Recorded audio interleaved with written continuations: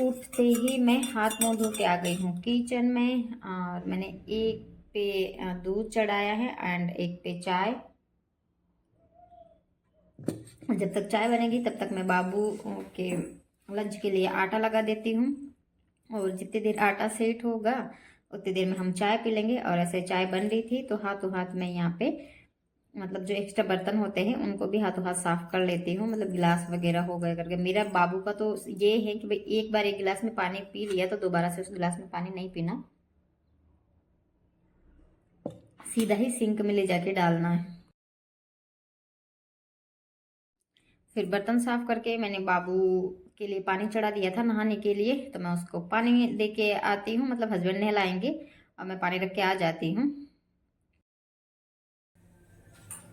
मेरे बेटे को ना दूध भी छान के देना पड़ता है कि उसमें कोई मलाई वलाई नहीं आ जाए।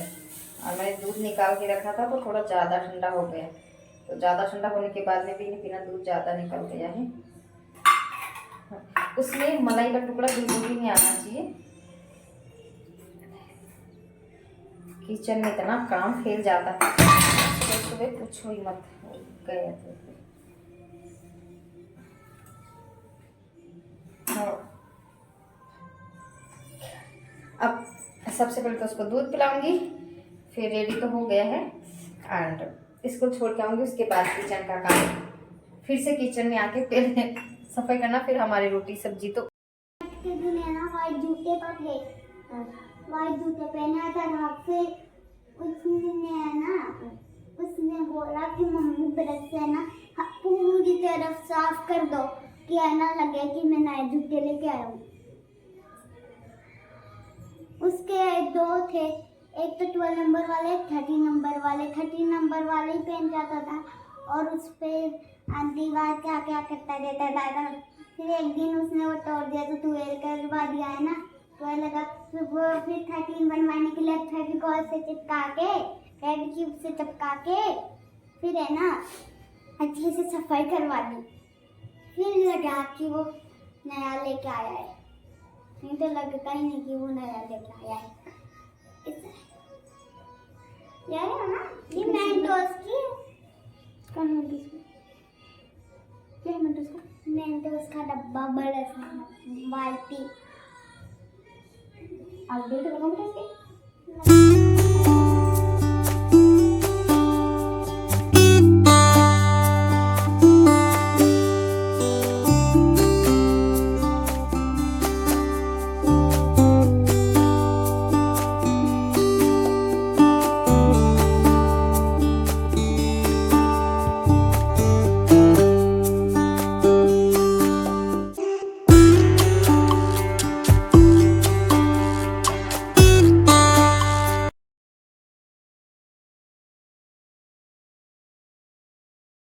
फ्रेंड्स, गुड मॉर्निंग, जोहार आप सभी को। कैसे हैं आप सब? उम्मीद करते हो कि बढ़िया होंगे और मैं भी एकदम ठीक हूँ। मेरा नाम है रेखा और आप सभी का स्वागत है मेरे इस चैनल में। आज है तेजा जी की जयंती। तेजा जी की जयंती बोलते हैं, तेजा दशमी हमारे। तो आप सभी को तेजा दशमी की बहुत बहुत शुभकामनाएं।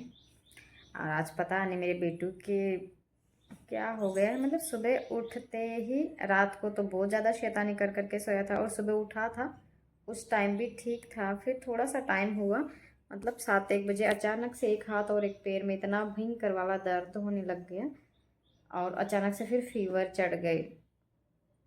अभी 9:15 बज गए हैं, कुछ भी काम नहीं हुआ, बस इसी को लेके बैठी हूँ। थोड़ी सी इसकी आँख लगी तो मैं फटाफट से नहा के आई हूँ।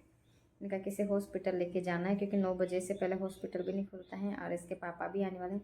अब पता नहीं इसके थोड़ी सी आँख लग गई है, जो सोया हुआ है पूरा गर्म हो रखा है। ना तो ऐसा कुछ खाया है ना ऐसा, पता नहीं। और मैं बहुत ज़्यादा ध्यान रखते हैं इसका, पर पता नहीं सुबह से इतना ज़्यादा, और मैं भी इसके साथ साथ इतने ज़्यादा रो ली हूँ ना भाई। मतलब चुप ही होने का नाम ही नहीं ले रहा, इतना ज़्यादा। मैं एक हाथ में मालिश करूँ फिर बोल रहा मामा मालिश करने से भी दर्द हो रहा है, ऐसे वैसे। मैंने देखा कि मैंने कहा कोई जानवर वानवर तो नहीं, चींटी मकोड़े वगैरह कुछ कीड़े वीड़े खा गए कर गए हैं, तो ऐसा तो है भी कोई नहीं। मैं रोज़ ही फिनाइल से पोछा लगाता हूँ, एकदम क्लियर चीज़ें। मैं रोज़ घर में साफ़ सफाई में इतना ज़्यादा, तो कोई जानवर वानवर का तो सवाल ही पैदा नहीं होता। पता नहीं क्या हो गया मेरे बेटे के अचानक से। और कुछ खाया भी नहीं है। एप्पल काटे थे तो मैंने ही खाए हैं, इसने आधा टुकड़ा खाया सिर्फ, वो भी मैंने कहा कि अगर खाओगे नहीं तो डॉक्टर इंजेक्शन लगाएगा हॉस्पिटल में, तो वो ज़बरदस्ती। बाकी बहुत रो लिया आज तो मेरा बेटा इतना ज़्यादा। और मैंने सुबह मतलब इसका लंच वंच सब रेडी कर दिया था। और वैसे छुट्टी नहीं रखना चाहता है, कभी बोल भी देता है, फिर लास्ट में जाके बोलता है कि नहीं मम्मा मैं मुझे वापस स्कूल जाना है। बस इसके पापा का वेट है, थोड़ी देर सोया हुआ है, तभी कुछ भी काम नहीं हुआ है, कुछ भी, खाली मेरा नहाना हुआ है। और बस पहले तो इसको दिखा के लाते हैं। मैं सोच रही हूँ कि अगर इसके पास नहीं बोलो, नहीं तो अगर पता चल गया ना तो फिर से रोएगा। इंजेक्शन वगैरह लगाए करे तो मैं इसके पापा के पास साथ ही भेज देती हूँ, क्योंकि माँ तो नहीं देख सकती। वैसे देख तो वो भी नहीं सकते हैं, वो तो इन सब चीज़ों इसको लेके तो मुझसे ज़्यादा डरते हैं। पर पता नहीं कब इसके जो वो इंजेक्शन होते ना, वो वाले इंजेक्शन के अलावा पता नहीं मुझे 1.5 साल के बाद तो शायद ये बीमारी वाले इंजेक्शन तो कभी लगे ही नहीं हैं।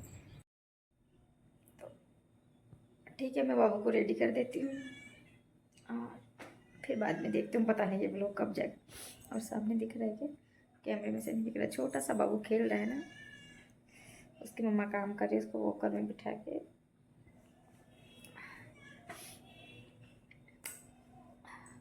सोच रही हूँ सो रहा है तो कपड़े पहनाऊंगी तो वापस उठ के रोने लग जाएगा या फिर पता नहीं।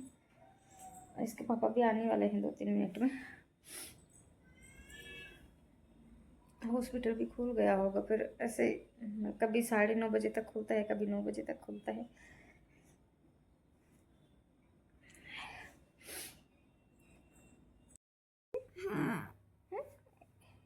कैसे मुंह बना दिया, मम्मा को कितना रुलाया सुबह से। ऐसे हो जाता है, बहुत ज़्यादा रो लेते हो। ठीक हो जाएगा, अभी थोड़ी देर दवाई दिला के लाए ना पापा हॉस्पिटल से, तब बिल्कुल ठीक हो जाएगा। मैं जाए है ना, हाथ में दर्द ठीक हो गया और पैर में। मुँह ठीक करो, ब्रश करवा देती बेटा, ऐसे करो, ठीक ऐसे करो, ऐसे कैसा मुँह दिख रहा है, वो कैमरे में अच्छे दिख रहा है। आँखें ऐसे कर दी, एक बार बैठे हुए कैसे से कर लो, ऐसे ऐसे ऐसे अभी कर लेना, ऐसे मरोड़े मार ले ना, ऐसे कर लो, ठीक हो जाएगा मेरे बेटा बहुत जल्दी। इतना रो लिया, इतना रोया। पैर में भी दर्द ठीक लग रहा है बेटा, और सिर में? सिर तो गर्म ही हो रहा है। गर्म हो रहा, दर्द थोड़ी हो रहा है भाई, हो जाएगा धीरे धीरे। वो भी दवाई दे के लिया है ना, तो फिर बहुत जल्दी ठीक हो जाएगा। ठीक है, जहाँ पे दर्द हो रहा है वहाँ पे भी ठीक हो जाएगा। सब ठीक हो जाएगा, यहाँ पे सब जगह ठीक हो जाएगा मेरे बेटा। बहुत ज़्यादा फिर शैतानी करने स्टार्ट कर देंगे ना, है ना। मेरे बेटे शैतानी करते हुए अच्छी लगती है। फिर पापा भी परेशान हो जाता है ना साइड पे जाके, उनको भी मन ही नहीं लगता है, मम्मा भी परेशान परेशान। मेरे बेटे ठीक रहते तो सारा काम ठीक होता है ना। फिर आप बीमार हो जाता तो सारा घर का कोई कुछ काम नहीं कर पाता। आज कुछ भी काम नहीं हुआ है। ये तबीयत तो खराब हो जाती है मेरी कभी भी, ऐसे हो जाती वो तो कभी कभार। अब ठीक हो जाएगा मेरा बेटा बिल्कुल भी। अब खुश हो जाना। ऐसे कल से तो किसी भी काम का कुछ पता ही नहीं चल पा रहा है, क्या हो रहा है क्या नहीं। और मुझे लगा था दवाई दिलाने के बाद में बाबू का मतलब तबीयत ठीक हो जाएगी, पर कल दिन में तो दवाई देने के बाद में कुछ भी नहीं हुआ। मतलब थोड़ी सी वीकनेस आ गई उसे, बट फीवर वगैरह ये सब कुछ नहीं हुआ। और रात को फिर से शायद 3 बजे के समथिंग इतनी भयंकर वाली बुखार हो रखी है ना। फिर रात को थोड़ी देर तो मैंने कहा ऐसे हो जाएगा ना, तो 3 बजे के बाद ये सोया, 3 बजे से मतलब अभी तक, और ना ही हम लोग सो पाए। फिर मैंने 4 बजे उठ के इसको टेबलेट भी दी कि मैंने इससे कहीं फ़ायदा आ जाए, पर उससे भी कुछ भी फ़ायदा नहीं आया। और डॉक्टर ने बोला भी था कि एक बार इसको फिर से मतलब बुखार चढ़ेगी। इसके पापा बोले थे कि डॉक्टर ने पहले से बोला था कि एक बार इसको फिर से बुखार चढ़ेगी बहुत तेज़ वाली, और उसके बाद ठीक हो जाएगा। और कल 2 ही, एक तो लिक्विड वाली दवाई थी एंड एक टेबलेट थी, वो देने के लिए बोला था, और आज से एक दूसरी दवाई और देने के लिए बोला है। तो एक तो पूरी रात की नींद, ऊपर से टेंशन, पता नहीं कुछ समझ ही नहीं आ रहा है। अभी भी उसके बुखार चढ़ी हुई है। मैं तो फिर भी बोल रही हूँ कि 9 बज जाए एक बार और दिखा के ले आते हैं। ऐसे मतलब पूछ के आ जाते हैं डॉक्टर से क्या रात को फिर से बुखार से। उसने वैसे तो पहले से ही बोला था पर फिर भी टेंशन हो ही जाती है। अब आज तो पूरी रात की फिर से नींद हो गई है। अभी तो वैसे वो ज़्यादा परेशान तो नहीं है, अब दवाइयाँ दे दी है, थोड़ा सा कुछ खिला पिला के तो शायद सो जाए, तो उसकी भी नींद पूरी हो जाए और मैं भी कुछ काम कर लूँ। कल भी ऐसे ही हुआ था, कुछ नहीं हुआ। और आज तो चलो रो नहीं रहा है, कल तो रो रहा था, ये पता नहीं हाथ पैरों में पेन हो रहा था, ये कैमरे पता नहीं क्या हो रहा कैमरे में भी। तो वो लेटा हुआ है, मैंने सब्जी बना ली है, अब मैं बालों में ऑयलिंग कर लेती हूँ, फिर मैं नहा के आती हूँ। झाड़ू पोछा भी नहीं हुआ, पहले झाड़ू पोछा करना पड़ेगा, फिर तब तक फिर 1-1.5 घंटा हो जाएगा। और सीढ़ियों पे भी पूरे झाड़ू लगाने हैं, 50-52 पता नहीं कितनी सीढ़ियाँ हैं बेटा, एक दिन आप काउंट करके आए थे ना? 40 है ये 52 है? 40 है। अच्छा हाँ, इतनी ज़्यादा सीढ़ियों पर झाड़ू लगाते लगाते बहुत ज़्यादा टाइम लग जाएगा। तो अपने बाल देखो, बाबू सो जाता उसके बाद मैं चली जाती। और 2 दिन 3 दिन कब कितने वो 2 दिन हो गए मेरा ब्लॉग का एंड ही नहीं हो पा रहा है, क्योंकि लाइफ ही ऐसी चल रही है, कुछ समझ ही नहीं आ रहा। वैसे तो सबकी हम तीनों की, आदि तो बाबू की वजह से हमारी तबीयत खराब हो गई, और आदि वैसे भी नींद पूरी नहीं हो पाती तो वैसे ही हो जाती। और घर पे भी कुछ ठीक नहीं चल रहा है ऐसे सुनने में आया है, तो ऊपर से वो टेंशन और हो गई।